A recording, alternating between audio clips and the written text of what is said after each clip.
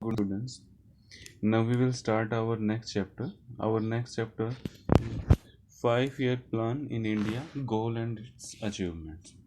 Okay, यहाँ पे हम पढ़ेंगे कि जो इंडिया में 5 year प्लान्स हैं, ठीक है, वो कब स्टार्ट हुए, ठीक है, और ये प्लानिंग है, इकोनॉमिक प्लानिंग या 5 year प्लानिंग जिसको हम बोलते हैं, ठीक है, ये क्या है, उसके क्या गोल थे, ठीक है, मतलब what are the goals of this 5 year plan, मतलब किस लिए बनाए गए थे, उनके अचीवमेंट्स क्या थी। दूसरा हम ये पढ़ेंगे उसके अचीवमेंट्स क्या थे। Okay, and now we will discuss what will we will study and what will be the arrangement of our topic. First we will study what is economic planning. पहले हम ये स्टडी करेंगे कि इकोनॉमिक प्लानिंग है क्या। उसके बाद next है नीड ऑफ प्लानिंग इंडिया, मतलब दूसरा हम ये पढ़ेंगे कि हमें क्या ज़रूरत थी प्लानिंग की इंडिया में। उसके बाद ये डायरेक्टिव एंड कॉम्प्रिहेंसिव प्लानिंग, मतलब डायरेक्टिव प्लानिंग क्या है, कॉम्प्रिहेंसिव प्लानिंग क्या है, ठीक है, डायरेक्टिव प्लानिंग की कब ज़रूरत पड़ती है, कॉम्प्रिहेंसिव प्लानिंग की कब ज़रूरत पड़ती है। उसके बाद जैसे कि हम ऑलरेडी पढ़ चुके हैं टाइप ऑफ इकोनॉमीज, मतलब कितने तरह की इकोनॉमी होती है वो स्टडी करेंगे उसके बाद, ठीक है, मतलब जैसे कि अपने यहाँ पे लिखा हुआ है पहले ही, जैसे कि टाइप ऑफ इकोनॉमी में हम देखें capitalist, socialist and mix economy, जो कि हम ऑलरेडी स्टडी कर चुके हैं, तो हम इसको स्टडी नहीं करेंगे। उसके बाद हम ये पढ़ेंगे long period and short period goals क्या हैं और प्लानिंग इन इंडिया, प्लानिंग में लॉन्ग पीरियड और शॉर्ट पीरियड गोल्स क्या होते हैं, ठीक है, इनकी क्या ज़रूरत होती है। उसके बाद हम नेक्स्ट अपना जो है feature of economic policy pursued under planning till 1991, ठीक है, कि भाई जो फीचर है अपने इंडियन इकोनॉमिक पॉलिसी है, ठीक है, वो प्लानिंग 1991 तक हमारी क्या फीचर रही हैं इकोनॉमिक पॉलिसी की, ठीक है, उसके बाद जो है वो क्या रही हैं, जैसे कि success and achievements of planning, ठीक है, कि हमने प्लानिंग किया तो उसका क्या क्या सक्सेस, ओके, मतलब हमें क्या क्या बेनिफिट हुआ प्लानिंग का, ये हम स्टडी करेंगे। उसके बाद फेलियर ऑफ प्लानिंग, क्लियर। तो ये हमारा सीक्वेंस रहेगा टॉपिक्स का, कि पहले हम प्लानिंग, इकोनॉमिक प्लानिंग को स्टडी करेंगे, फिर need of the planning study करेंगे, फिर directive planning and comprehensive planning क्या होती है उसको स्टडी करेंगे, फिर टाइप ऑफ इकोनॉमीज को स्टडी करेंगे कितने तरह का होता है, फिर long period and short period goal of planning in India, मतलब शॉर्ट पीरियड क्या होते हैं, लॉन्ग पीरियड क्या होते हैं गोल्स, ठीक है। उसके बाद feature of economic policy pursued under planning till 1991, ठीक है, कि हमारी 1991 तक क्या क्या फीचर रही हैं इकोनॉमिक पॉलिसीज़ की, ठीक है। उसके बाद success of planning and failure of planning in India, क्या सक्सेस रहे हमने प्लानिंग जो अडोप्ट किया, ठीक है, उसका क्या बेनिफिट हुआ। Okay, now we will start our topic. First, what is economic planning, ठीक है। इकोनॉमिक प्लानिंग को समझने के लिए हमारे पास सीधा सा इन्होंने एक अच्छे से डेफिनेशन दी गई है, ठीक है। ये क्या है, इकोनॉमिक प्लानिंग मीन, ठीक है, कि इकोनॉमिक प्लानिंग का मीनिंग क्या होता है, utilizing of countries resources in different development activities in accordance with national priority, ठीक है, कि मतलब जैसे कि हमारे पास रिसोर्सेज हैं, हमारे पास नेचुरल भी हैं, ठीक है, नेचुरल रिसोर्सेज ले सकते हैं हम, या मैन मेड जो रिसोर्सेज हैं उनका हम ले लें, एक लिमिटेड अमाउंट है, ठीक है, उस लिमिटेड अमाउंट का हम अपने देश के लिए प्रायोरिटी के बेसिस पे कैसे यूटिलाइज करें कि हम मैक्सिमम से मैक्सिमम बेनिफिट, ठीक है, अराइज कर पाएँ अकॉर्डिंग टू नेशनल प्रायोरिटी, मतलब जो देश के लिए क्या है, पहले क्या करना है, उसके बाद क्या करना है, इन सभी चीज़ों को ध्यान में रखते हुए। उसके बाद और आप इसको अच्छे से समझो, यूटिलाइजेशन ऑफ कंट्रीज रिसोर्सेज, मतलब हमारे पास जो भी रिसोर्सेज हैं, कंट्री के पास जो भी संसाधन हैं, इन डिफरेंट डेवलपमेंट एक्टिविटी उनको यूज करें, यूटिलाइज करना मतलब यूज करना, डेवलपमेंट एक्टिविटी देश के डेवलपमेंट के लिए according to with national priority, priority मतलब पहले ये ज़रूरी है, उसके बाद ये ज़रूरी है, उसके बाद ये ज़रूरी है। जैसे कि हम अपने यहाँ पे पढ़ेंगे, पहले एग्रीकल्चर ज़रूरी है, जो एग्रीकल्चर के बाद हम आते हैं इंडस्ट्रियल सेक्टर ज़रूरी है, इंडस्ट्रियल सेक्टर के बाद जो डेवलपमेंट है, ठीक है, जैसे कि हम पुअर्टी को रिमूव करना चाहते हैं वो ज़रूरी है, ठीक है, पुअर्टी के बाद हम दूसरा उसके ऊपर देखें कि भाई इंफ्रास्ट्रक्चर है बेसिक, वो उसका डेवलपमेंट करें, तो ये है नेशनल प्रायोरिटी, मतलब देश को पहले किसकी आवश्यकता है, ठीक है। उसके बाद हम आते हैं प्लानिंग कमीशन, ठीक है, ये क्या है, डेफिनेशन जो दी गई है ये किसके द्वारा दी गई है, प्लानिंग कमीशन की। यहाँ पे प्लानिंग कमीशन क्या है, ठीक है, जैसे हमने पढ़ा 5 ईयर प्लान, ठीक है, 5 ईयर प्लान है जो उसका हम देखें, in India the idea of economic planning become a reality setting of the planning commission, ठीक है, कि मतलब जो प्लानिंग कमीशन है, ठीक है, वो वो तैयार करता है आपके 5 ईयर प्लान को, ठीक है। अभी कब ये सेटअप किया गया प्लानिंग कमीशन, 1950 में सेटअप किया गया, under the chairmanship of PC Mahalanobis, मतलब प्रशांत चंद्र महालानोबिस, ठीक है। ये क्या है, हमारे आर्किटेक्चर ऑफ 5 ईयर प्लान भी बोला जाता है, क्योंकि ये चेयरमैन थे जो फर्स्ट 5 ईयर प्लान तैयार किया गया। अभी उसके बाद अगर हम थोड़ा सा करंट में आए, तो जो हमारे 5 ईयर प्लानिंग है वो ख़त्म हो चुका है या फिनिश हो चुका है, कब भाई, जो जनवरी 2015 में, ठीक है। और इसके जगह अभी अब क्या आ गया भाई, नीति आयोग, ठीक है, NITI Aayog, national institution for transforming India, ठीक है, नेशनल, एन मतलब नेशनल, ठीक है, उसके बाद आई मतलब इंस्टीट्यूट, टी मतलब ट्रांसफॉर्मिंग, आई मतलब India, okay, national institute for transforming India, okay. Now we will understand it perfectly.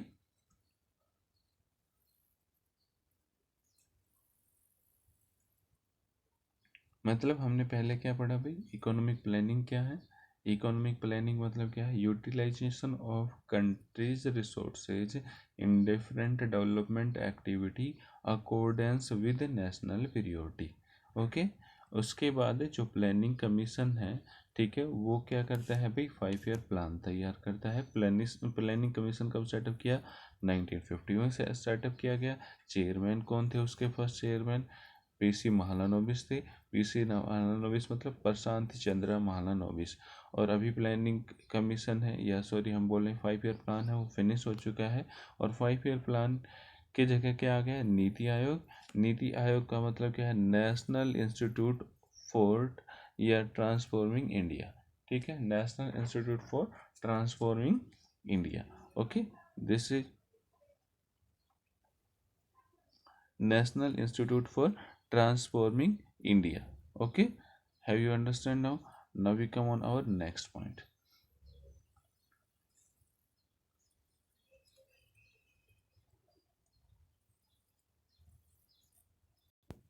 Now we start on our next point.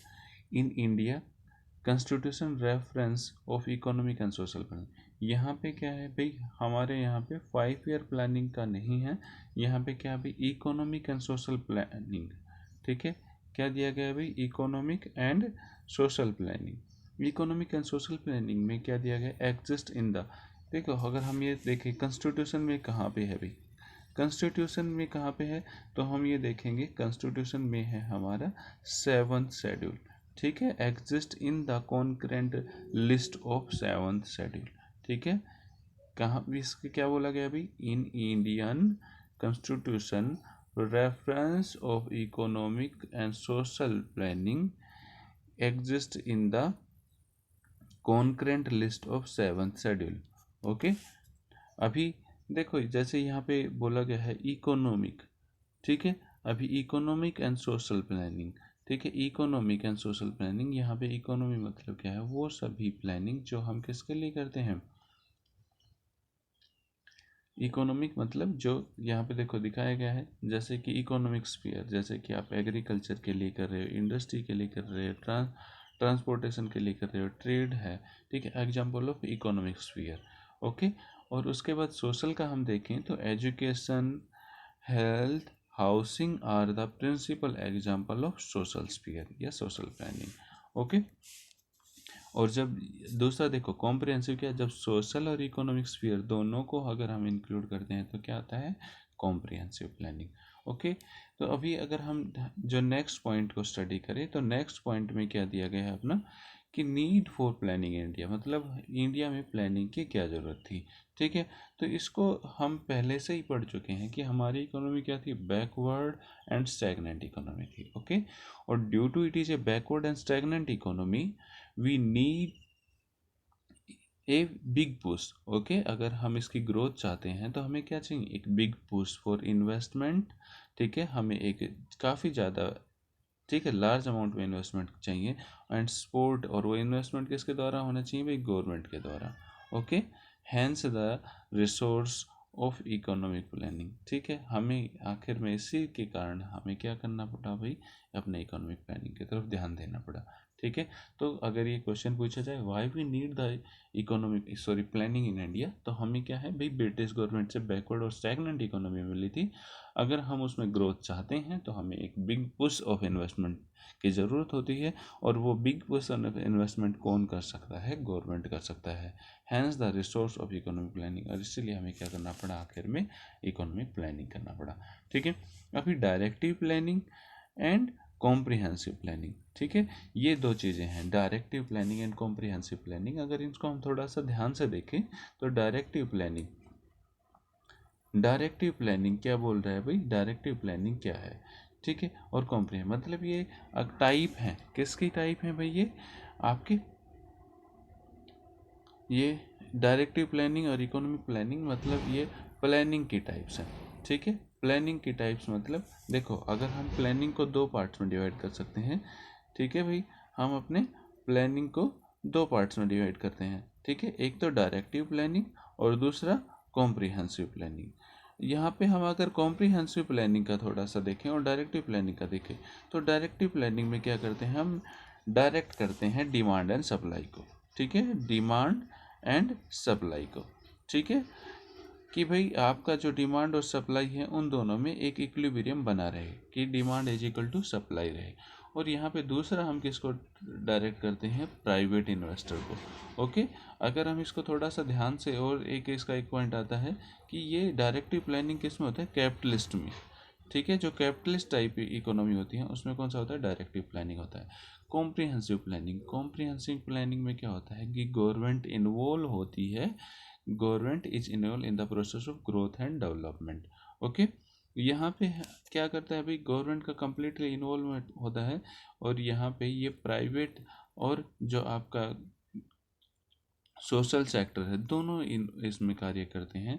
और ये किसके लिए होती है, आपका सोशलिस्ट इकोनॉमी में किया जाता है कॉम्प्रिहेंसिव प्लानिंग, सोशलिस्ट इकोनॉमी। ठीक है, और दूसरा किसमें भाई, आपकी जो प्राइवेट इकोनॉमी होती है, सॉरी मिक्स इकोनॉमी होती है, उसमें भी कौन सा होता है, डायरेक्टिव।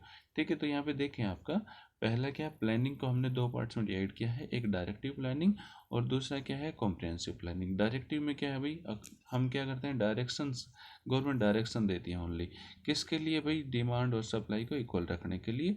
ठीक है, उसके बाद क्या है भाई, यहाँ पे क्या है, जो प्राइवेट सेक्टर है उसको कंट्रोल किया जाता है, किसके लिए, बस ये है कि डिमांड और सप्लाई इक्वल हो रहे हैं इसलिए प्राइवेट सेक्टर को, और ये किसके लिए, कैपिटलिस्ट इकोनॉमी में होता है। और दूसरा क्या है, कॉम्प्रिहेंसिव, इसमें क्या गवर्नमेंट का इंटरफेयर होता है, मतलब गवर्नमेंट इसमें ग्रोथ एंड डेवलपमेंट में टेक पार्ट करती है। और ये किसके लिए होता है भाई, आपका मिक्स एंड सोशलिस्ट इकोनॉमी के लिए होता है। ठीक है, और यहाँ पे प्राइवेट और सोशल सेक्टर दोनों एग्जिस्ट करते हैं। उसके बाद हम यहाँ पे देखते हैं थोड़ा सा डायरेक्टिव प्लानिंग, जैसे कि मैंने आपको बताया इसमें। ठीक है, क्या दे रखा है भाई, in which planning is introduce to direct the force of demand and supply. ठीक है, इसमें जो प्लानिंग है वो किसके लिए किया जाता है, to direct the force of demand and supply only. Okay, उसके बाद in such a planning there is a no direct participation of the state in the process of growth and development, मतलब इसमें कोई भी पार्टिसिपेशन नहीं होता है। ठीक है, it is more likely to directing the, ये किसके होता है भाई, डायरेक्ट करना किसको, प्राइवेट सेक्टर को। ठीक है, कि आपको क्या करना है क्या नहीं करना है। ठीक है, और इसमें किसको ध्यान में रखा जाता है, national interest, national interest does not suffer. ठीक है, इसलिए ध्यान दिया जाता है कि कहीं पे जो देश की जो भावनाएं हैं उनको कोई सफरिंग ना हो, और इंडिविजुअल गेन है उसको कोई प्रॉब्लम ना हो। ठीक है, डायरेक्टिव प्लानिंग परस्यूड इन कैपिटलिस्ट इकोनॉमी, और किस तरह की इकोनॉमी होता है, कैपिटलिस्ट इकोनॉमी में होता है। Okay, now we come on the next point, that is the comprehensive planning. ठीक है, अभी हम इसको थोड़ा सा अगर कंपेयर करें तो हम इसको थोड़ा सा अच्छे से समझ सकते हैं। अभी कैसे समझेंगे भाई इसको अच्छे से, तो यहाँ पे हम देखेंगे comprehensive planning, refer to a system in which government herself participate in the process of growth and development. Okay, comprehensive planning is pursued in a socialist economies.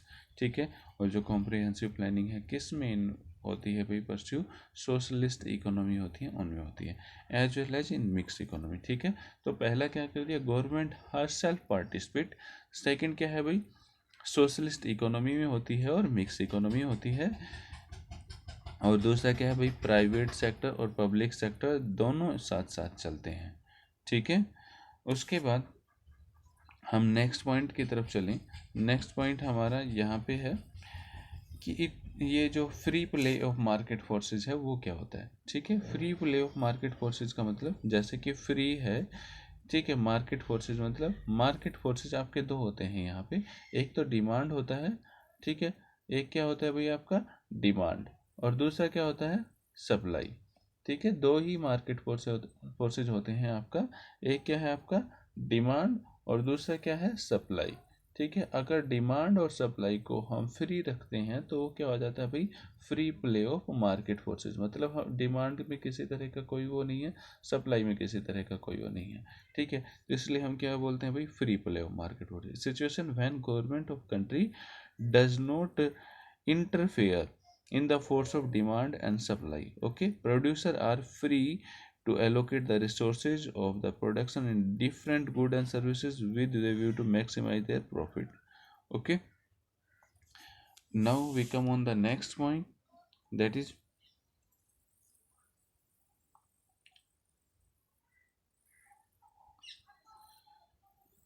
अभी हमने पढ़ा while individual gain are allowed to maximize as under the capitalism, social gain are fostered through. इसको रहने देते हैं. उसके बाद हमारा जो नेक्स्ट पॉइंट आता है टाइप ऑफ इकोनॉमीज. ठीक है, कि इकोनॉमी की टाइप कितनी होती है, तो ये हम पहले पढ़ चुके हैं type of economies. So we will note study and you will read it your self and make the notes. And if any अगर आपको कोई प्रॉब्लम आती है तो आप पूछ सकते हैं. ओके, कैपिटलिस्ट इकोनॉमी जैसे इन्होंने दे रखा है अभी, कैपिटलिस्ट इकोनॉमी होती है, इसमें फर्स्ट है जो आपका. उसके बाद दूसरा होता है आपका सोशलिस्ट इकोनॉमी. ठीक है, तो यहाँ पे दे रखा है अभी कैपिटलिस्ट इकोनॉमी क्या होती है, उसके फीचर्स क्या क्या हैं. ठीक है, उसके मेरिट्स क्या हैं और डीमेरिट्स क्या हैं, आप अपने आप पढ़ोगे इसको और इसके नोट्स बनाओगे. Okay, now we will come on the next point. Okay, our in the next there is a feature socialist economy. and what is a socialist economy, features क्या होते हैं सोशलिस्ट इकोनॉमी के, आप इसको अपने आप ही स्टडी करोगे. ओके, ये जो type of economy, mix economy. Okay, now we come on our next point. Next point क्या है, long period and short period goal. ठीक है, हम अभी जो स्टडी करेंगे long period and short period of the goal. ठीक है, अभी क्या है भाई, जैसे कोई इन्होंने यहाँ पे दिए हैं कि जो हमने क्या पढ़ा भाई, आपके प्लानिंग है. ठीक है, प्लानिंग में क्या है, कुछ हमारे लॉन्ग पीरियड गोल हैं. प्लानिंग में क्या है भाई, हमारे कुछ लॉन्ग पीरियड गोल हैं और कुछ क्या है शॉर्ट पीरियड गोल्स हैं. ठीक है, तो अभी लॉन्ग पीरियड गोल्स क्या है, ठीक है, शॉर्ट पीरियड गोल क्या है. तो लॉन्ग पीरियड गोल्स को अगर हम डिस्कस करें तो लॉन्ग पीरियड गोल में क्या है भाई, लॉन्ग पीरियड गोल्स वो गोल्स हैं, ठीक है, जिनको हमें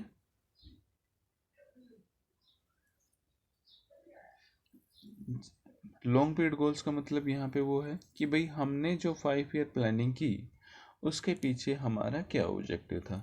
ठीक है, समझ गए.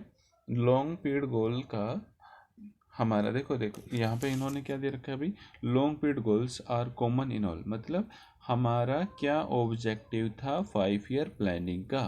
ठीक है, मतलब हमारा 5 ईयर प्लानिंग का क्या ऑब्जेक्टिव था वो किस में आता है, आपका लॉन्ग पीरियड गोल में. ठीक है, और जो पर्टिकुलर 5 ईयर, जैसे कि हमने 1950 में आपका क्या किया, प्लानिंग कमीशन सेटअप किया.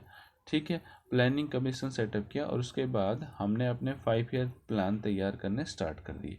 ठीक है, तो यहाँ पे आपका 5 ईयर प्लानिंग में हम क्या कहना चाहते हैं कि जो आपने 5 ईयर प्लानिंग स्टार्ट किया तो उस टाइम आपने क्या ऑब्जेक्टिव रखे थे, ठीक है, कि भाई हम इस उद्देश्य से अपने 5 ईयर प्लान स्टार्ट कर रहे हैं, तो क्या है लॉन्ग पीरियड ऑब्जेक्टिव या लॉन्ग पीरियड गोल्स, ठीक है, या common goals of 5 year plan. Okay, ये हम क्या बोल देते हैं भाई, common goals of 5 year plans. उसके बाद नेक्स्ट क्या है हमारा, शॉर्ट पीरियड गोल और प्लान स्पेसिफिक, ठीक है। तो जैसे कि हम 1951 से, ठीक है, अपना जो 5 ईयर प्लान है सेट स्टार्ट करते हैं, उसके बाद हम अपना यानी कि एक के बाद एक अपना 5 ईयर प्लान बनाते चले जाते हैं, ठीक है। तो क्या है भाई शॉर्ट पीरियड गोल्स, ठीक है, वो क्या है भाई हमारे शॉर्ट पीरियड गोल्स और प्लान स्पेसिफिक, ठीक है, भी एक पर्टिकुलर प्लान के लिए हमारे गोल ये हैं। क्लियर, ऑब्जेक्टिव प्लान, ठीक है। देखो जैसे कि यहाँ पे ये आ गया है, आपके दो टर्म इन्होंने दिया है। जो लॉन्ग पीरियड गोल है उसके लिए क्या, ऑब्जेक्टिव प्लानिंग, मतलब हम जो प्लानिंग किए हैं, जैसे 1951 से स्टार्ट किया है अपना प्लानिंग, ठीक है, तो उस टाइम हमने क्या अपने ऑब्जेक्टिव रखे, तो वो क्या है आपके ऑब्जेक्टिव प्लानिंग, ठीक है। और हम जैसे कि एक प्लान बनाया, ठीक है, जैसे कि 1951 से 1956, तो उसका क्या ऑब्जेक्टिव था, उसके बाद 56 से 61 जो अपना गोल प्लान बनाया उसका क्या ऑब्जेक्टिव था, ठीक है। तो ये क्या हो गया भाई, objective planning and objective plan, ठीक है, both are different concept and you have understand it. Okay, उसके बाद क्या है भाई, हम next depending on the ground reality each plan is design to distinct plan with a distinct set of objective, ठीक है। जैसे कि यहाँ पे बोल रहा है कि भाई हमने हर एक प्लान बनाया उसका एक अलग ऑब्जेक्टिव था, ठीक है। Okay, now we come on the next point. What is our next point?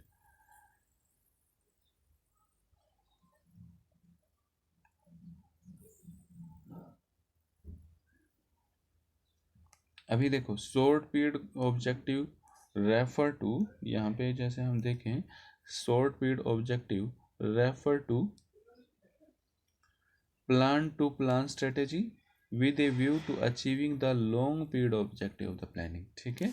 मतलब जो शॉर्ट पीरियड है हमारा, हमने तैयार किया शॉर्ट पीरियड जो प्लान है वो किस उद्देश्य से तैयार किया भाई, ऑब्जेक्टिव लॉन्ग पीरियड ऑब्जेक्टिव को प्राप्त करने के लिए, ठीक है। मतलब हम जो शॉर्ट पीरियड ऑब्जेक्टिव, ठीक है, या ऑब्जेक्टिव प्लान जो तैयार कर रहे हैं वो किस लिए तैयार कर रहे हैं, to obtain the objective planning, ठीक है। उसके बाद हम नेक्स्ट पॉइंट पे चलते हैं, long period goal and objective, ठीक है, कि भाई हमने जो लॉन्ग पीरियड गोल तैयार किए हैं या ऑब्जेक्टिव तैयार किए हैं, ठीक है, उसके पीछे क्या रीज़न है, ठीक है, सॉरी उसके क्या ऑब्जेक्टिव थे, जीडीपी ग्रोथ, ठीक है। जैसे कि फर्स्ट हम यहाँ पे देखें तो फर्स्ट हमारा ऑब्जेक्टिव क्या है, जीडीपी ग्रोथ का, ठीक है, कि हम क्या चाहते हैं कि हमारा जीडीपी ग्रोथ हो, ठीक है, मतलब हमारा प्रोडक्शन इंक्रीज हो, ठीक है। अगर प्रोडक्शन इंक्रीज होगा, ठीक है, तो इनकम इंक्रीज होगी, ठीक है, अगर इनकम इंक्रीज होगा तो डेवलपमेंट होगा। क्लियर, यहाँ पे हम क्या कह रहे हैं भाई, कि फर्स्ट हमारा ऑब्जेक्टिव क्या है, okay, now we will see here what is our first, GDP growth, ठीक है भाई, हमारा फर्स्ट लॉन्ग पीरियड ऑब्जेक्टिव क्या है, GDP growth, increase in GDP imply increase in the level of output in the economy, ठीक है। क्या कह रहे हैं भाई, जीडीपी ग्रोथ अगर होती है तो उससे भाई आउटपुट बढ़ेगी, ठीक है। उसके बाद it imply an increase in the flow of good and services in the economy, और इससे क्या होता है भाई, imply an increase in the flow of good and services, ठीक है भाई, गुड एंड सर्विसेज का फ्लो होगा। कहने का मतलब क्या है भाई, प्रोडक्शन बढ़ेगा, प्रोडक्शन बढ़ेगा तो इनकम बढ़ेगी, और अगर इनकम बढ़ेगी तो ग्रोथ, देश का जो डेवलपमेंट है वो होगा। Okay, now we come on the next point, increase in GDP imply an economic growth, increase in GDP imply, okay we have understand. अभी उसके बाद क्या बोल रहा है कि भाई हमारा जो नेक्स्ट पॉइंट में ये क्या बताना चाह रहा है, तो नेक्स्ट पॉइंट में ये कह रहा है कि जो जीडीपी है, जीडीपी ग्रोथ है, ठीक है, जीडीपी को हम जो बढ़ाने की सोच रहे हैं, ठीक है, तो उसको हम दो तरीके से बढ़ा सकते हैं, ठीक है। फर्स्ट क्या है, जो रिसोर्सेज हैं, ठीक है, वो उनको बढ़ाया जाए, ठीक है। दूसरा क्या है, इनोवेशन, ठीक है, इनोवेशन मतलब टेक्नोलॉजी में इम्प्रूवमेंट किया जाए।